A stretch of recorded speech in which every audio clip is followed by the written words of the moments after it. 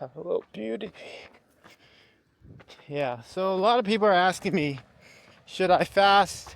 Is fasting good? And honestly, I've been a little confused lately. Not in a negative way, but in a positive way.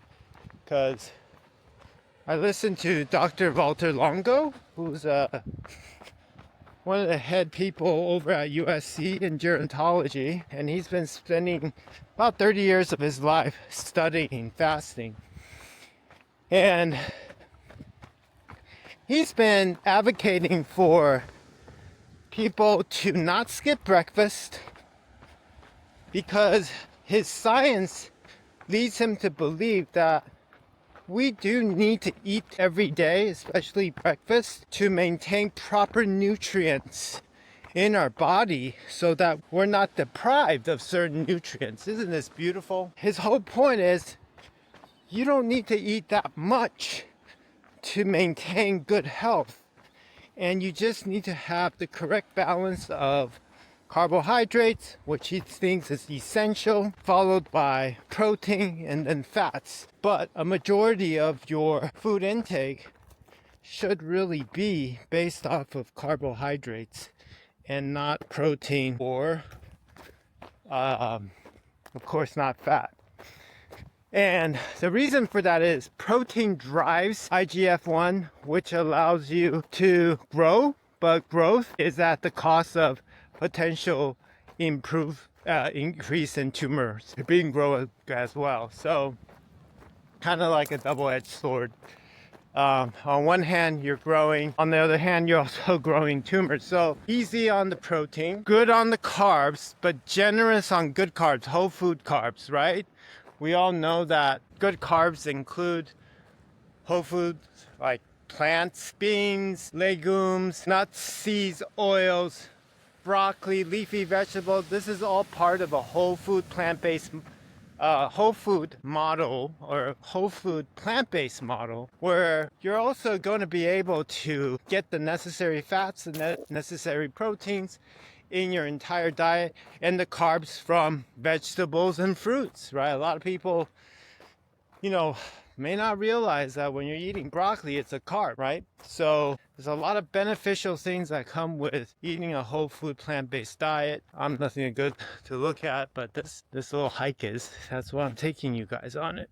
Okay, you got to maintain some balance. So what is the verdict then? Should I fast or should I not fast? Well, my summary of his work is something like this, okay? If you're healthy and you want to diet for longevity, health span, and lifespan, then what you really want to do is make sure that you don't overeat protein, that if you do fast, he's a big believer of 12-hour fasting. You can do that 3 to 5 days of fasting once a month, right? And that's kind of where he draws the line. Now, his name is Dr. Valter Longo, and he's a doctor at USC, University of Southern California. They're beautiful, easier for you guys to listen to information when you have some beautiful things to look at. And he's done a diet, he's created a diet called the fasting mimicking diet, where in that protocol, he gives you something like 1,000 calories the first day of fasting, moves it down to 800, and then slowly, I think, maybe even lower for 5 days. And you do that for one cycle, and he'll prescribe you another cycle of fasting after you receive doctor's clearance. So it's a really interesting approach, and from all the science I've viewed so far, I believe in his. He's done research with some of the top scientists. So his book that you should reference and read or listen to is called The Longevity Diet by Dr. Valter Longo. All of this will be in the show notes. So, not big on keto, not big on keto diet, he believes that, I'm paraphrasing, okay? He believes that a high protein diet is the reason why cancer has been increasing amongst our population. We're eating too much protein. He also believes, obviously, that we should reduce our protein intake and increase good carbs, reduce processed food, fruits and vegetables. Okay, but he'll caveat that, like, if you're already a diabetic or you're pre-diabetes, you probably don't want to eat too much sugar from either fruits or super sweet fruits. So it's not even about everything in moderation. It's eat according to your lifestyle. And if you're running 20 miles a day, you're super active, you're gonna need the sugar. So 6 bananas for you or 6 apples will be very different than someone who walks 20-30 minutes a day. So use common sense, and remember, if your resting metabolic rate, or you know that after 2,000 calories of food ingestion a day, you're gonna gain weight. You know, if you're eating, Happy Meals or going to Wendy's or any of those fast food places, 2 meals, if you're eating a full meal, I guarantee you,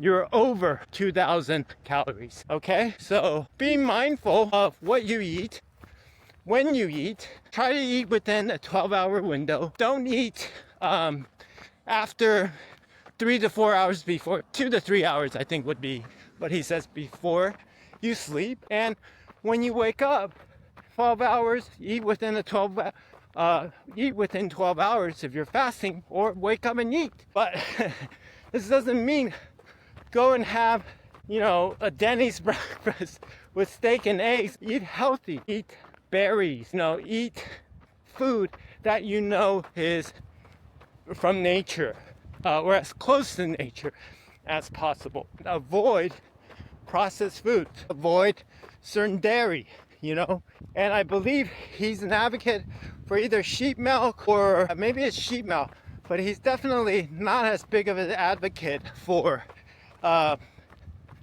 milk from cows. And I believe that has to do with IGF-1 and also eggs.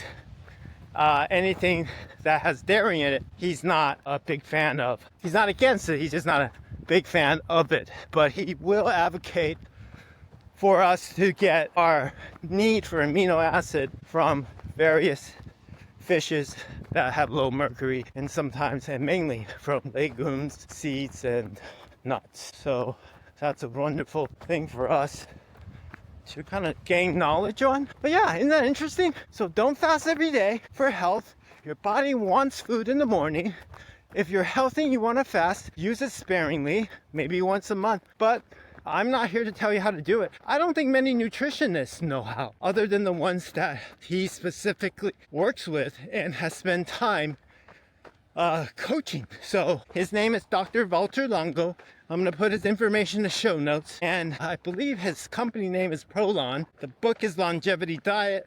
I have been, to be honest, mindful of his work lately, and I've started to eat more breakfast. I eat nuts, fruits for breakfast, and I'm not a big yogurt guy, so I'm trying to make sure that I get the correct balance of carbs, proteins, and fats.